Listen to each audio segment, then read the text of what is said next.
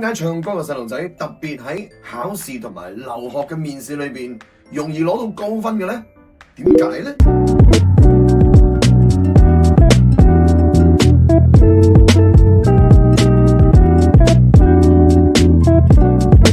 答案就好簡單，唱歌嘅小朋友一早就已經贏咗喺起跑線之前，咁所以呢，就係我哋好多學生由歲半2歲就開始訓練啦。訓練到佢5、6歲嘅時候，已經可以入到名校。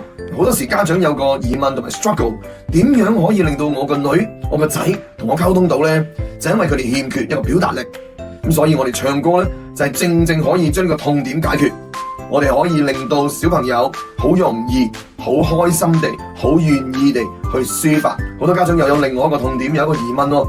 咁轉聲嘅時候，我個仔、我個女會唔會影響到佢把聲啊？其實係錯嘅，係越變越靚嘅，因為我哋用氣嚟去唱歌嘅。我哋唔單止係練佢把聲，我仲要係練埋佢哋嘅表達力。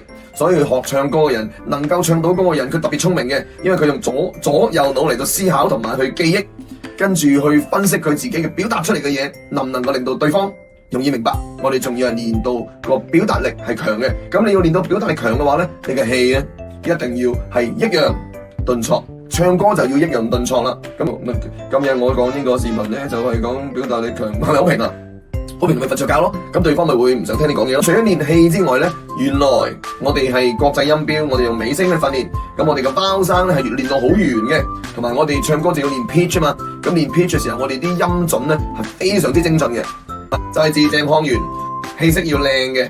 有陣時要抑揚頓挫，好似講故事咁樣。第二個環節亦都好緊要嘅，好似阿 Celine 咁啦，我哋成日帶佢咧就去唔同嘅地鐵站啊，唔同嘅場地去唱歌啊。因為小朋友係唔怕醜噶嘛，佢都唔知你做緊乜，你叫我做我咪做咯。佢更加容易去 control 到佢哋嘅時間。另外難嘅地方咧，當然係教佢唱歌，因為咧佢哋嘅肌肉未發展。咁但係我哋就要更加唔好避開我哋嘅痛點。咁第二樣嘢就係個舞台經驗啦。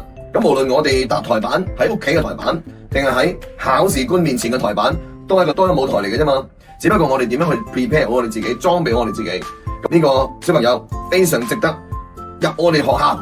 咁所以舞台經驗就係一定要多。第二咧就係一定要令到佢每一次喺舞台裏邊咧都係加分嘅，加啲分數，信心嘅分數。呢種抗壓力嘅係需要時間同埋需要好多嘅訓練，同埋搭好多個台板先能夠訓練到個抗壓力。喺舞台上面，喺考試官面前展現佢哋嘅個人魅力，就訓練一個超強嘅心態。一個字，絕。第三啦，唱歌就係一個跨文化嘅溝通橋樑嚟嘅。喺學唱外語歌曲嘅過程裏邊咧，能夠深入理解唔同國家嘅語言嘅歌曲，甚至能夠令到佢哋理解到歌詞裏邊嘅含義。所以你見到啲細路仔，你點解唱到德文啊，唱到意大利文啊、英文啊，好多種唔同嘅語言。日文又而家咪好叻嘅，韓文 K-pop 點解唱到咁好聽嘅咧？咁佢哋就要模仿。咁模仿嘅時候，佢哋因為中意啊嘛，佢哋會投入去研究咯。